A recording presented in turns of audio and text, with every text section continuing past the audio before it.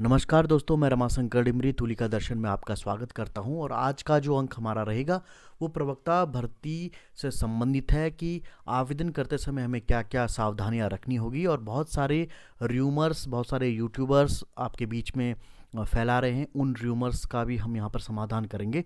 तो सबसे पहले हम ये जानने का प्रयास करते हैं कि जो प्रवक्ता भर्ती अभी आई है वो 2024 वाली ही रिवाइज करके आई है। उसमें थोड़े से संशोधन किए गए हैं, जिसमें कि सबसे बड़ा संशोधन तो था स्क्रीनिंग परीक्षा को हटा दिया गया था और अब सिर्फ विषयगत एक पेपर होगा, जो कि दो भागों में बांटा गया है, प्रश्न पत्र 1 और प्रश्न पत्र 2।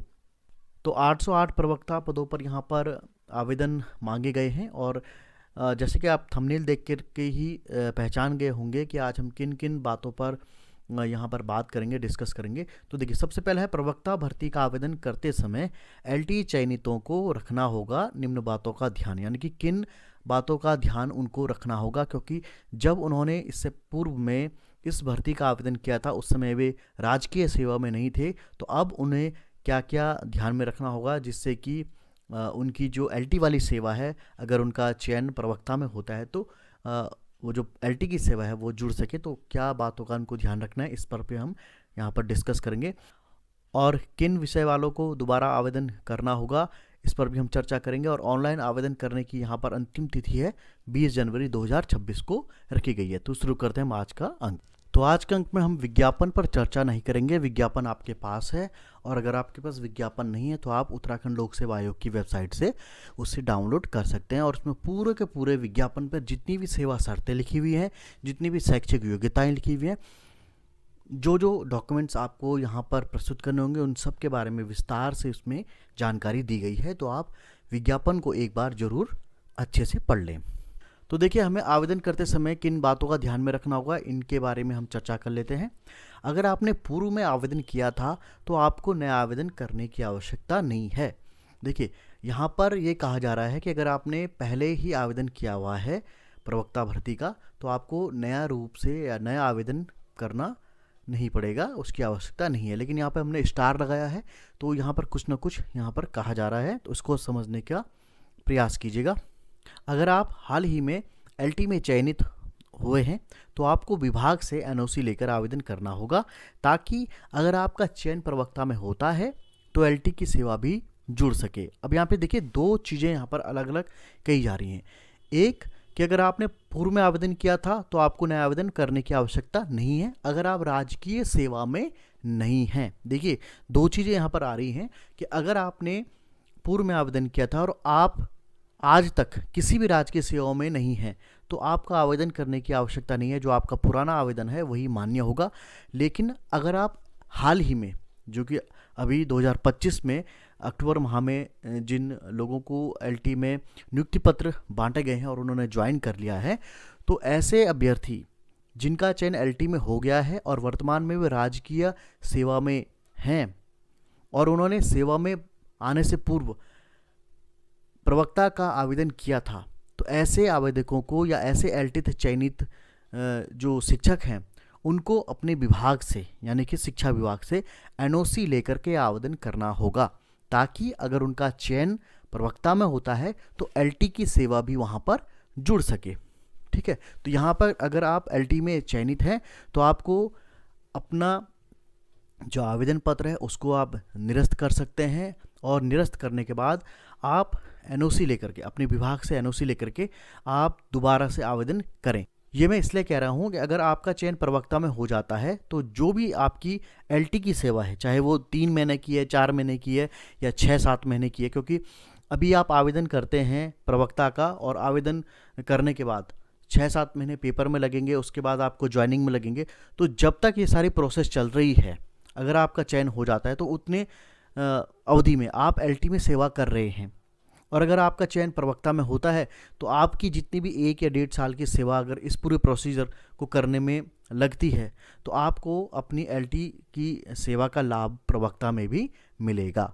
इसलिए मैं कह रहा हूं कि अगर आप एलटी चयनित हैं, राजकीय सेवा में कार्यरत हैं, तो आप अपना जो आवेदन है उसे निरस्त करके, कैंसिल करके एक दोबारा आवेदन करें। और इसमें आपको अपने विभाग से एनओसी लेनी होगी, क्योंकि जो अगर आप एनओसी नहीं लेंगे, और अगर आप सिर्फ अभी एनओसी लेते हैं और पुराना आवेदन पत्र को ही चला रहे हैं आप, तो हो सकता है, क्योंकि यहाँ पर जब आपने आवेदन किया था तो आवेदन आपने 2024 की विज्ञप्ति में किया था और आप एनओसी ले रहे हैं, तो एनओसी आप कब ले रहे हैं?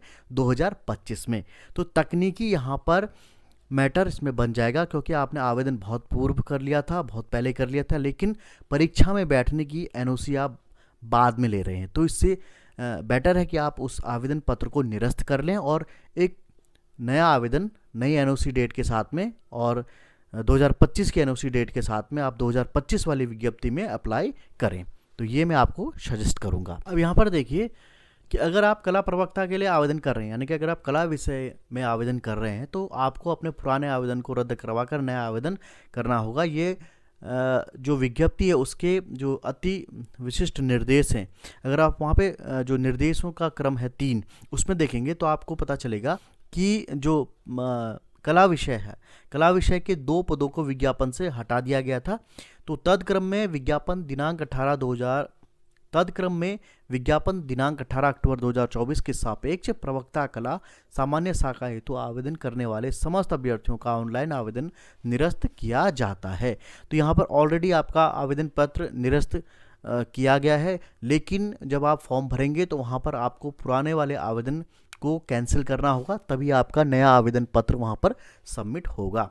और ये क्यों कहा गया है कि सिर्फ कला विषय के ही अभ्यर्थियों को दोबारा से आवेदन करना आवश्यक होगा? ये इसलिए कहा जा रहा है क्योंकि अगर आप पूर्व की विज्ञापन संख्या को देखें, A3-1 LIC 2024 को देखें, तो वहाँ पर प्रवक्ता कला का जो पद था वो नॉन बीएड दर्शाया गया था और हमने यहाँ पर उसकी एक कटिंग भी आपको दिखाई गई है।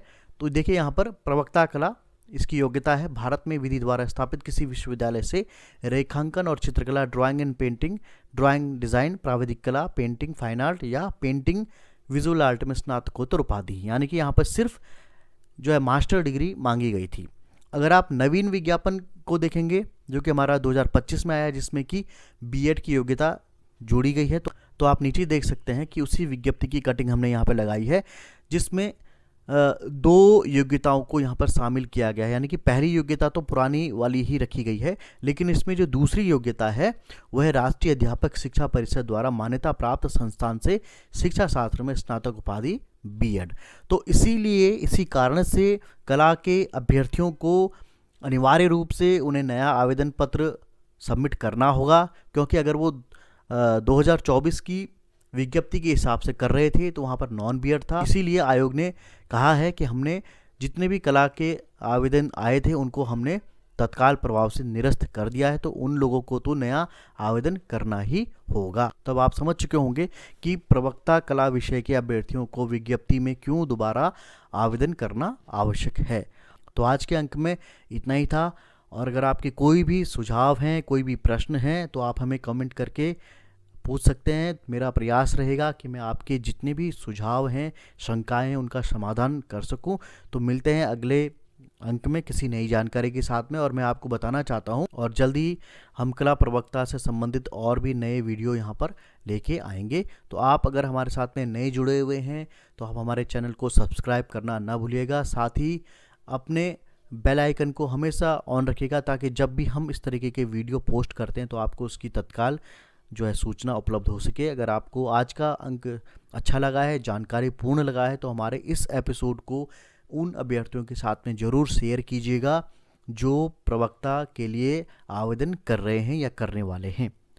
तो मेरा यही सुझाव रहेगा कि अंतिम तिथि का आप वेट ना करें, अंतिम तिथि से पहले फॉर्म को सबमिट कर दें, क्योंकि अंतिम तिथि में सर्वर बहुत ही बिजी हो जाते हैं और जिस कारण से कई सारे अभ्यर्थी पूर्व में भी आवेदन करने से वंचित रह गए थे।